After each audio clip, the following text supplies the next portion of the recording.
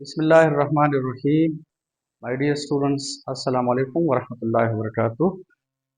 I am Dr. Mateen, Department of Physics, Islamia College, Peshawar. Dear students, this is the same chapter number 3, Force and Motion. And now we are going to start a very important topic, which is projectile and projectile motion. And we have to study MCQs based concepts. We are not going into the detail. हमने सिर्फ concepts पढ़ने हैं। तो एक तो ये कि आप देखिए वो स्टूडेंट्स इसे देखा करें जो ज़्यादा टाइम इसे दे सकते हैं। जो टाइम नहीं दे सकते हैं तो वो ना देखा करें, ठीक है। जितना आप ज़्यादा टाइम इसे दे दें यू विल अंडरस्टैंड, अदरवाइज ना। तो देखें, we have to study projectile and projectile motion. Projectile के बहुत सारे डेफिनेशन हैं, लेकिन एक डेफिनेशन ये है कि when a body is thrown in space in such a way that its path is parabola is called projectile, and the motion of the body is said to be projectile motion. When a body is thrown, this thrown लफ्ज is very important. इस throne में एक logic है, इसकी तरफ मैं आ रहा हूं। इन स्पेस का मतलब है 3D, 3 डायमेंशनल स्पेस में अगर आप किसी बॉडी को इस तरह फेंकें, इस तरह प्रोजेक्ट करें, थ्रो करें, that its path is parabola. Parabola का क्या मतलब है ये मैं बता रहा हूं। तो ऐसी बॉडी को we call projectile and the motion of the body is called projectile motion. याद रखिए स्टूडेंट्स, मैथमेटिक्स में या ज्योमेट्री में this is called point. Okay, point का मतलब है समथिंग डायमेंशनलेस, जिसकी न विड्थ हो, न ब्रेड्थ हो, न एरिया हो, न वॉल्यूम हो, that is called point. Geometry में, मैथमेटिक्स में दिस इज कॉल्ड पॉइंट। और कॉम्बिनेशन ऑफ पॉइंट्स को we call straight line. This is a straight line, okay. और इसे कहते हैं सर्कल। अगर ये पाथ इस तरह हो, इस तरह, तो याद रखिए this is called ellipse. This path is called elliptical path, ellipse, okay. और याद रखिए अगर ये पाथ इस तरह है तो this is called parabola. Mathematics या ज्योमेट्री में इसे पैराबोला कहते हैं। इसकी अपनी एक इक्वेशन है, मुख्तलिफ प्रॉपर्टीज हैं, उस डिटेल में हम नहीं जा रहे हैं। और ये पाथ अगर थोड़ा सा इस तरह है तो फिर इसे कहते हैं हाइपरबोला, हाइपरबोला, ठीक है। सेकंड ईयर मैथमेटिक्स में है, इसके अपनी इक्वेशन है, स्ट्रेट लाइन की अपनी इक्वेशन है, सर्कल की अपनी, इस तरह इलिप्स, पैराबोला और हाइपरबोला। डेफिनेशन हमें ये बता रही है कि when a body is thrown in space in such a way that its path is parabola. अगर आप किसी बॉडी को स्पेस में इस तरह फेंक के प्रोजेक्ट करें कि उसका पाथ पैराबोलिक पाथ हो, तो फिर इस बॉडी को we call projectile and the motion of the body is called projectile motion. For example देखें, हमारे पास सपोज ये है X axis, this is Y axis and this is the R H, ठीक है। ये हमारे पास एक वर्टिकल प्लेन है, वर्टिकल प्लेन। अगर आप किसी बॉडी को स्पेस में फेंके in such a way that its path is parabola. देखिए बॉडी को अगर आप यहां से फेंके, इस बॉडी को अगर आप यहां से थ्रो करें, यहां से प्रोजेक्ट करें, if you see the body is moving like this, ठीक है। अब ये बॉडी देखिए स्पेस में जा रही है, स्पेस में, और इसका पाथ पैराबोलिक पाथ क्यों है? तो याद रखिए this parabolic path is due to gravity. Gravitation force की वजह से the path is parabolic path. मसलन देखिए आप लोगों के पास फुटबॉल है, if you kick the ball, तो देखिए the ball doesn't go in straight line. ये बॉल स्ट्रेट लाइन में नहीं जाता। क्यों नहीं जाता? Due to gravity. तो ग्रेविटेशन फोर्स की वजह से ये फुटबॉल आहिस्ता आहिस्ता नीचे आ जाते, नीचे आ जाते, नीचे आ जाते, and making such type of a path. यानी for this parabolic path gravitational force is responsible. इसी वजह से हम कहते हैं कि प्रोजेक्टाइल मोशन के लिए the only force is gravity. Gravitational force के अलावा if there is no force acting on the body, तो ऐसे मोशन को हम कहते हैं प्रोजेक्टाइल मोशन। ठीक है, ये parabolic path, this is a two dimensional path, this is a curve path. और ये कर्व पाथ क्यों बन जाता है? It is due to gravity. तो याद रखिए, we say when a body is thrown, याद रखिए थ्रोन लफ्ज का ये मतलब है कि जब आप बॉडी को थ्रो करें, स्पेस में थ्रो करें, तो during throwing you apply a force, during hitting you apply a force, during launching you apply a force, once you throw it, so no force is acting on the projectile except gravity। देखिए आप लोग suppose cricket ball को hit कर रहे हैं, देखिए during hitting you apply a force, लेकिन hitting के बाद the body is free under gravity. इसी वजह से हम कहते हैं कि प्रोजेक्टाइल मोशन के लिए the only responsible component is gravitational force, the only responsible force is gravitational force. ठीक है, तो we say when a body is throne, जब आप इसे थ्रो करें, थ्रोन लफ्ज का मतलब है कि then it will become free under gravity, there should be no force. और याद रखिए एफएसी लेवल पे हम एयर रेजिस्टेंस को नेग्लेक्ट करते हैं। तो एक टिप तो ये है कि जो भी एमसीक्यू आ जाते हैं उसमें we are going to neglect the air resistance. FSc level पे हम एयर रेजिस्टेंस को कंसिडर नहीं करते। This is step number 1। Step number 2 ये कि the only force responsible for projectile is gravitational force. Gravitational force के अलावा no force is acting on the projectile. तो याद रखें इन स्पेस, स्पेस स्पेस का मतलब है 3D, in such a way that its path is parabola is called projectile and its motion is called projectile motion। याद रखिए projectile motion जो है वो स्पेस में होता है, 3D में होता है, लेकिन projectile motion is two dimensional. ठीक है, and this is very amazing. अगरचे बॉडी स्पेस में जाती है, the motion is two dimension. Two dimension का मतलब है कि वर्टिकल प्लेन में होता है। मसलन आप मुझे ये बताएं, ये बोट कौन सा प्लेन है? Vertical plane. This is vertical plane. अगर ये एक्स एक्सिस है और ये वाई एक्सिस है, तो दिस इज वर्टिकल प्लेन। अब मसलन इस मार्कर को मैं इस तरह पेंटता हूं, देखिए इस तरह। इफ यू सी, ये मार्कर वर्टिकल प्लेन में मूव कर रहा है, it doesn't move in the horizontal plane.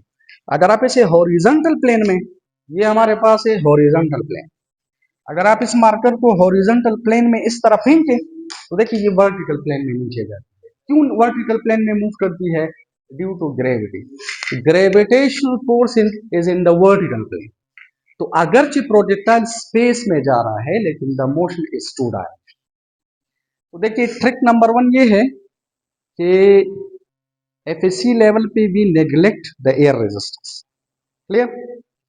और ट्रिक नंबर 2 ये है कि the only force responsible for parabolic motion, projectile motion is gravitational force. Trick number 3 ये है कि gravitation sorry projectile motion is two dimensional. As it projectile motion two dimensional है, अगरचे body जो है वो स्पेस में मूव करती है। अंडरस्टैंड? देखें, नाउ लुक इट, ये हमारे पास वर्टिकल प्लेन है, एक्स वाई प्लेन है। तो जिस एंगल से आप प्रोजेक्टाइल को फेंकिए, this is called angle of projection. और जहां से आप इस प्रोजेक्टाइल को फेंके, तो याद रखिए इसे कहते हैं point of projection. This point is called point of projection. Projection लफ्ज का मतलब है प्रोजेक्ट करना, फेंकना, थ्रो करना। और जिस इनिशियल वेलोसिटी से आप इसे फेंकते हैं, this is called velocity of projection. और याद रखिए इस पॉइंट को वी कॉल टॉप, या इसे कहते हैं समिट पॉइंट। समिट लफ्ज का मतलब है highest point, summit point, highest point. और जब ये प्रोजेक्टाइल नीचे आ जाते और जमीन के साथ स्ट्राइक करता है, तो याद रखिए this is called point of impact. Point of impact. Impact लफ्ज का मतलब है टच करना। जहां पर प्रोजेक्टाइल जमीन के साथ टच करता है, this point is called point of impact. Point of projection, angle of projection, velocity of projection, summit point या इसे टॉप कहते हैं, और this is called point of impact. अच्छा, एक बात आप याद रखें कि हमारे पास प्रोजेक्टाइल के लिए कुछ बेसिक कंडीशंस हैं, ठीक है। What are the basic conditions for the projectile? Basic conditions की तरफ आ रहे हैं कि any body whose motion is projectile will satisfy these conditions. Look it. ये हमारे पास इनिशियल वेलोसिटी है, तो आप लोग देखिए velocity is a vector quantity. तो इस वेलोसिटी का एक ये वाला कंपोनेंट है, this is called v i sine theta, और इस वेलोसिटी का एक ये वाला कंपोनेंट है, this is called v i cos theta. तो प्रोजेक्टाइल के इनिशियल वेलोसिटी के दो कंपोनेंट्स हैं, ठीक है। Basic conditions. तो बेसिक कंडीशंस में याद रखिए नंबर वन ये है कि वेलोसिटी के दो कंपोनेंट्स है, एक है v i x which is equal to v i cos theta, और याद रखिए this component of velocity remains constant. It remains constant. क्यों? गौर से देखिए, जब आप सपोज क्रिकेट बॉल को हिट करते हैं, तो during hitting you apply a force. Hitting के बाद इस प्रोजेक्टाइल पर, इस बॉल पर कोई फोर्स हॉरिजॉन्टल डायरेक्शन में नहीं है।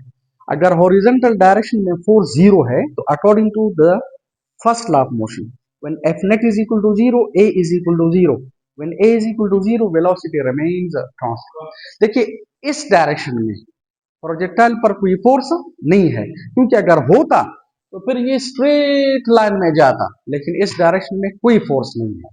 तो याद रखें, नो फोर्स का मतलब है नो एक्सेलरेशन। नो एक्सेलरेशन का मतलब है horizontal component of velocity remains constant. And this is an MCQ, this is a trick. Horizontal component of velocity remains constant. Why? Because there is no force on the projectile in the horizontal direction. The only force which is acting on the projectile, that is along the vertical axis, which is the gravitational force. और याद रखिए दूसरा component है v i y which is equal to v i sine theta, and this component varies with time. This varies with time. Varies with time का ये मतलब है कि अगर ये प्रोजेक्टाइल ऊपर जा रहा है, देखिए, तो ये वाला कंपोनेंट ऊपर है और ग्रेविटेशन फोर्स नीचे है। तो देखिए प्रोजेक्टाइल अगर ऊपर जा रहे हैं और ग्रेविटेशन फोर्स नीचे है वेलोसिटी के ऑपोजिट डायरेक्शन में, तो आपको पता है जब आप फोर्स वेलोसिटी के ऑपोजिट डायरेक्शन में अप्लाई करते हैं, तो velocity decreases decreases decreases decreases, and therefore at the top the final velocity का जो y कंपोनेंट है, this is equal to 0। And this is an MCQ कि फाइनल वेलोसिटी का जो y कंपोनेंट है वो कहां पर 0 है? टॉप पर। और इसके बाद जब ये प्रोजेक्टाइल नीचे आ जाता है, तो आप देखिए वर्टिकल वेलोसिटी का डायरेक्शन नीचे है, ग्रेविटेशनल फोर्स भी नीचे है। तो जब आप फोर्स वेलोसिटी के डायरेक्शन में अप्लाई करें, तो द बॉडी इज एक्सेलरेटेड। तो याद रखिए वर्टिकल वेलोसिटी इस पॉइंट के बाद increases increases increases increases increasing, and before touching the ground it becomes maximum. Vertical velocity becomes maximum before hitting the ground। और सिमिलरली यहां पर हमारे पास ये जो वर्टिकल कंपोनेंट है दिस इज 0। क्लियर? एक बात आप याद रखें, जो हॉरिजॉन्टल कंपोनेंट ऑफ वेलोसिटी है इट रिमेन्स कांस्टेंट। देखें, हॉरिजॉन्टल कंपोनेंट रिमेन्स कांस्टेंट। मसलन आप इधर देखिए वेलोसिटी के दो कंपोनेंट्स, हॉरिजॉन्टल एंड वर्टिकल। लेकिन अगर आप इधर देखिए तो देखिए ये हॉरिजॉन्टल है, वर्टिकल वेलोसिटी कम हो जाती है। आप इधर देखिए ये हॉरिजॉन्टल है, वर्टिकल कम हो जाती है।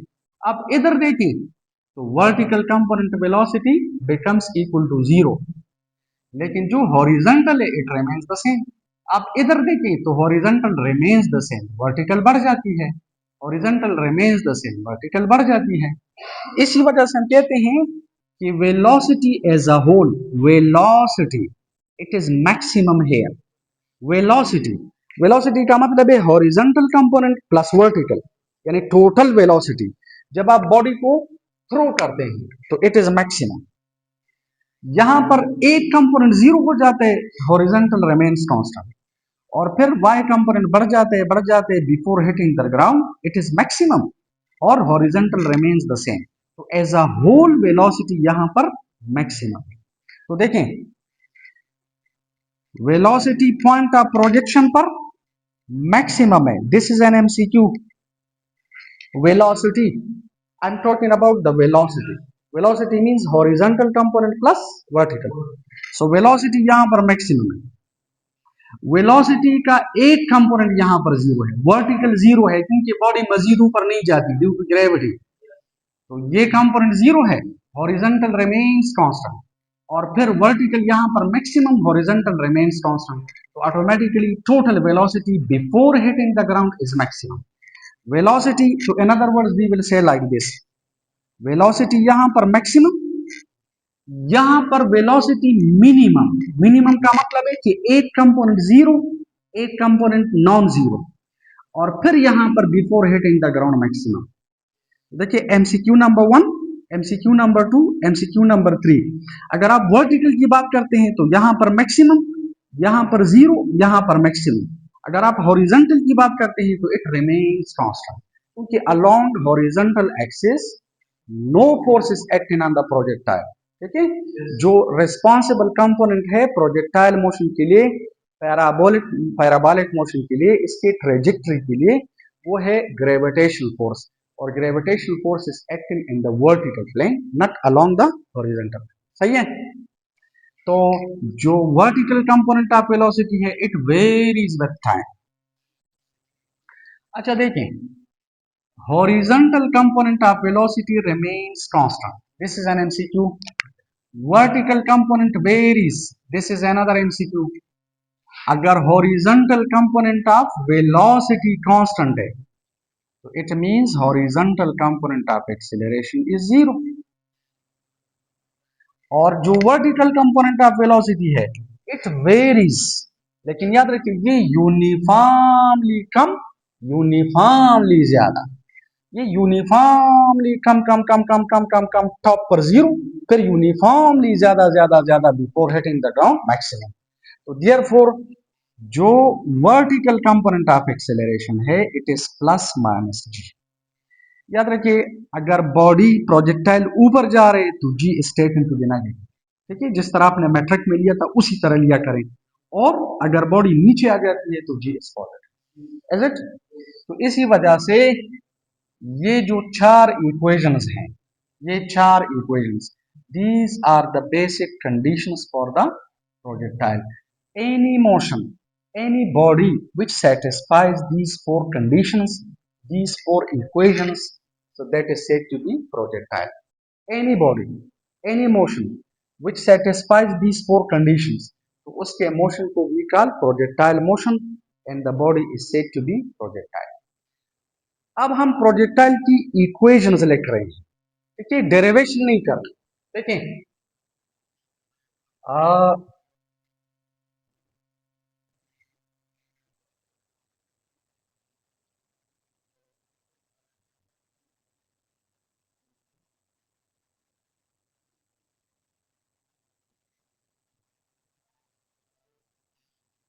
अच्छा याद रखिए हमने अभी पढ़ा कि projectile motion is two dimensional.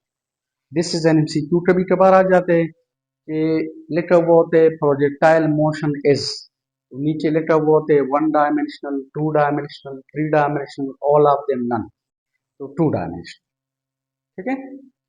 Now we are going to write down some equations of motion which will be used for the projectile motion. So projectile motion is two dimensional. Two dimensional का मतलब है कि इसके displacement के दो components होंगे और velocity के भी दो components.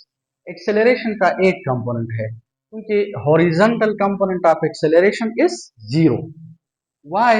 Because horizontal component of velocity is zero. Why? Because horizontally no force is acting on the projectile. जो responsible force है that is gravitational force, and gravitational force is in the vertical plane. तो याद रखें there are two components of velocity. देखिए आपने matric में इस तरह पढ़ा है v is equal to v i plus a t, लेकिन यहाँ पर प्रोजेक्टाइल मोशन के दो कंपोनेंट्स है, तो v f x is equal to v i x plus a x into t. This is like equation number one. दूसरा component जो वेलोसिटी का है v f y is equal to v i y plus a y into t, और जो displacement है x is equal to v i x into t plus half a x into t square. ठीक है। ये sir this is the x component of the displacement of the projectile. ठीक है। और देखिए ये इक्वेशन में असल में हम ये किस तरह लिखते हैं, s is equal to v i t plus half a t square. तो एस की जगह मैंने यहाँ पर एक्स लिखा है। वी आई एक्स का मतलब है x component of the initial velocity, और ए एक्स का मतलब है x component of the acceleration. और जो y कंपोनेंट है, y component it is v i y plus sorry t plus half a y into t square. This is equation number four. Okay, याद रखिए these four equations are the two-dimensional motion equations. These are not the equations of motion of projectile. ये projectile की equation नहीं है क्योंकि projectile में आपको पता है a x is equal to zero होता है। These are the two dimensional motion equations. ठीक है, बिकॉज वेलोसिटी के दो कंपोनेंट्स है, डिस्प्लेसमेंट के दो कंपोनेंट्स है, एक्सेलरेशन के दो कंपोनेंट्स। सो ये टू डायमेंशनल मोशन के इक्वेशंस हैं। अब अगर आप ऐसा करें कि इन चार इक्वेशंस में आप प्रोजेक्टाइल के वो कंडीशंस पुट करें, मसलन प्रोजेक्टाइल के लिए नंबर वन ये है कि v i x is equal to v i cos theta, और v i y is equal to v i sine theta, और a x is equal to zero, और ए वाई जो है वो प्लस माइनस जी के बराबर है। But I take negative G. Why? क्योंकि हम फिलहाल वो प्रोजेक्टाइल कंसिडर कर रहे हैं जिसको हम नीचे से ऊपर फेंकते हैं, तो g is taken to be negative. और हमने अभी पढ़ा कि these are the basic conditions for the projectile motion. These are the basic conditions of projectile motion. Now look at, अगर आप इन चार कंडीशंस को इन चार इक्वेशंस में पुट करें तो you will get four other equations. उन इक्वेशंस को we will call equations of motion of projectile. ये प्रोजेक्टाइल की इक्वेशन नहीं है, these are two dimensional motion equations. So why do we take these equations? Because projectile motion is also two dimensional. तो आप ये equations ले लें और ये चार conditions इसमें put करें। These are the four keys. अगर आप इन equations को खोलें you will get other four equations. उन्हें हम कहते हैं equations of motion of projectile. वो मैं इधर लिखता हूँ, look at. अगर आप इसमें वैल्यूज पुट करें तो देखिए from equation number one I can write v f x is equal to v i x की जगह लिखो वी आई कॉज थीटा और ए एक्स 0 है तो forget about this.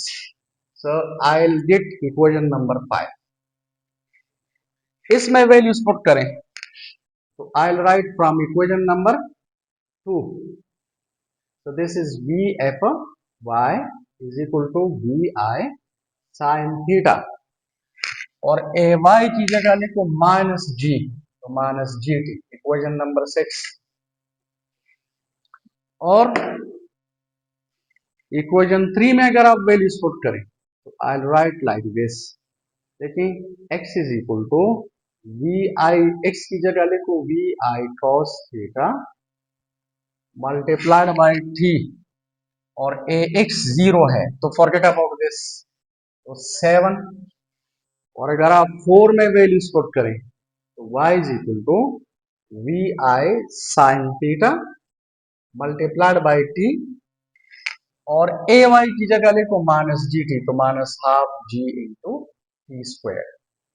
This is equation number 8. याद रखिए इन 4 इक्वेशंस को we call equations of motion of projectile. इन इक्वेशंस को we call equations of motion of projectile यानी as per requirement in MCQs we will apply these 4 equations. ठीक है. Equation number 5 का मतलब है कि ये 1 से आई है. इक्वेशन 6 का मतलब है 2 से आई है. इक्वेशन 7 का मतलब है ये 3 से आई है. इक्वेशन 8 का मतलब है कि ये 4 से आई है. तो these are the equations in hand and we will apply these equations even for the derivation of even for the discussion of the characteristics of projectile. तो अब प्रोजेक्टाइल के जो कैरेक्टरिस्टिक्स हैं वो डेरिवेशन हम नहीं करते. डेरिवेशन की जरूरत नहीं है, आप भी ना करें, लेकिन मैं आपको बता रहा हूं कि यहां से हम इसे डेराइव करेंगे like this.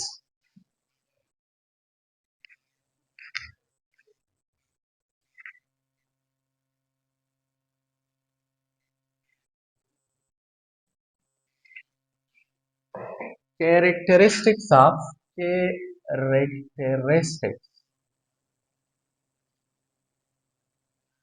of projectile motion. characteristics का मतलब है properties.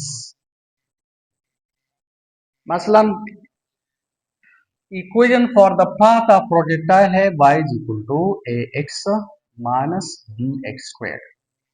This is the equation for the path. अब ये जो इक्वेशन है ये हम यहां से डेराइव करते हैं, बल्कि कर सकते हैं, लेकिन डेरिवेशन की जरूरत नहीं है. ठीक है. डेरिवेशन की जरूरत नहीं है.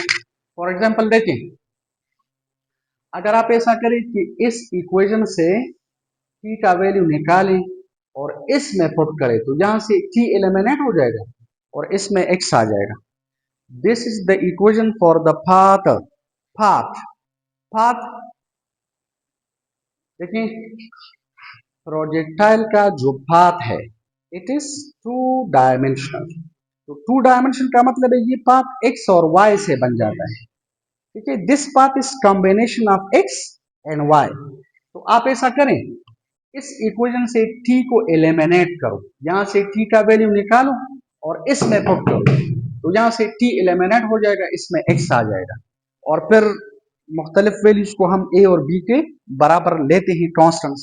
So this is the general equation of parabola. इसे हम कहते हैं general equation of parabola. General equation का मतलब है कि a और b के जो वैल्यूज हैं वो हमें पता नहीं है. अगर a और b के वैल्यूज हमें पता हो तो फिर इसे कहते हैं particular equation for parabola. Now this is the general equation. तो जनरल इक्वेशन का मतलब है कि अगर आप इसमें a और b के वैल्यूज सपोज है और आप x के वैल्यूज पुट करें तो y का वैल्यू जो है वो पहले बढ़ जाते हैं मैक्सिमम, फिर कम कम कम कम कम कम to 0. So we are getting a path like that. So this is the equation for the path of projectile. याद रखिए मैक्सिमम हाइट के लिए हमारे पास एक इक्वेशन है, बल्कि पहले मैं लिखूंगा रेंज के लिए. रेंज इससे पहले मैं टाइम के लिए लिखता हूं. Time to reach the top.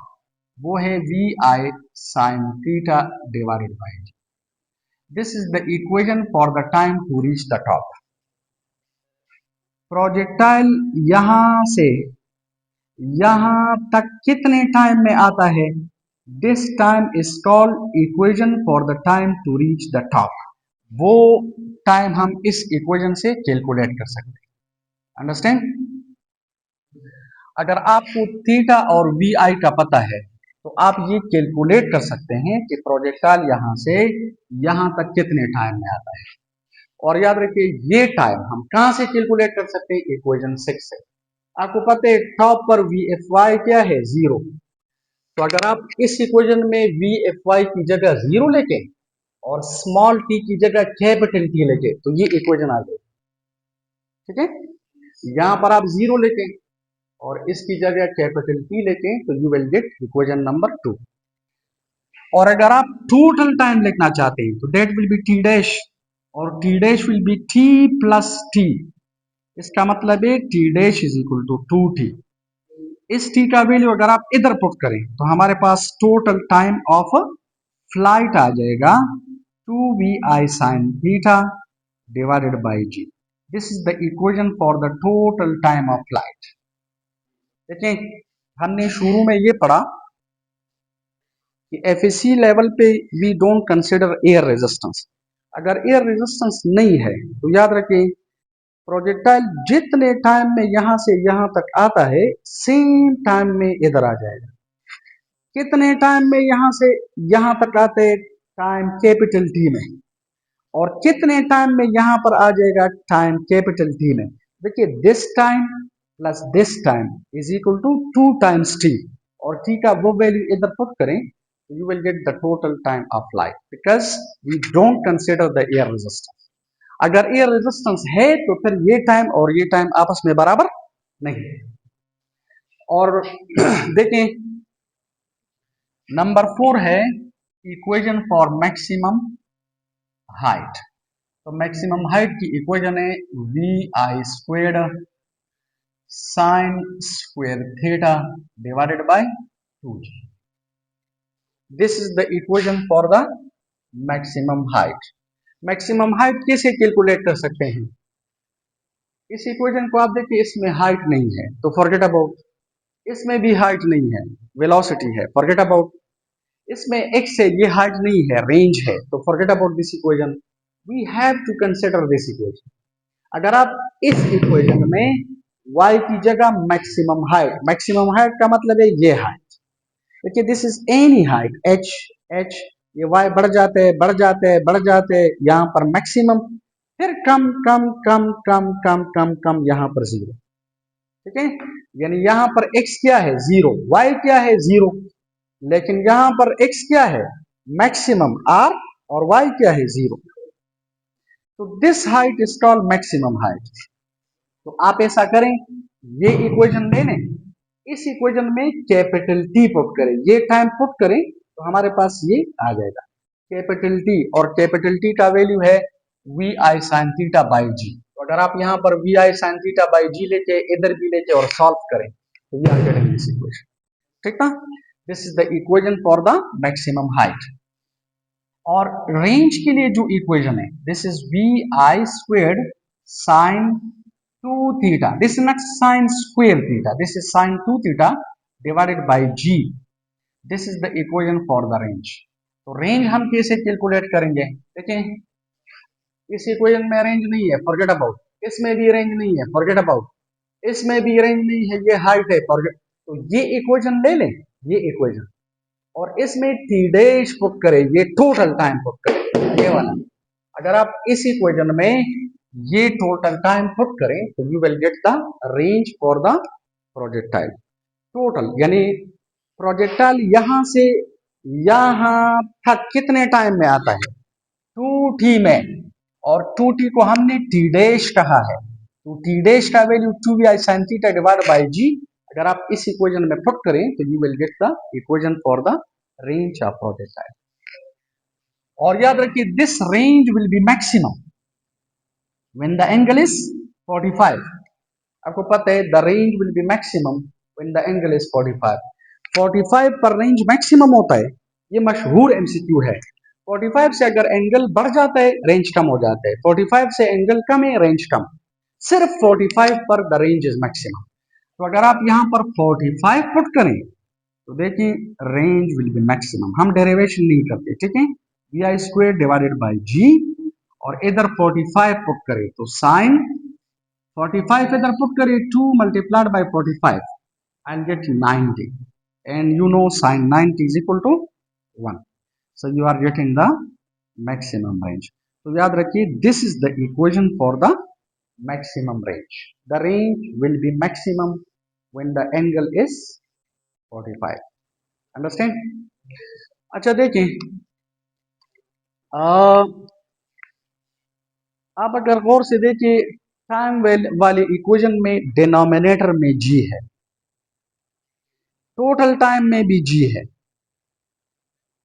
Maximum range में भी जी है, रेंज में भी जी है, सिर्फ हाइट के फार्मूले में 2g है। तो याद रखिए this is a tip, this is a trick, कि सिर्फ हाइट के फार्मूले में डिनोमिनेटर में 2g है और बाकी में g है, बाकी तमाम में g है।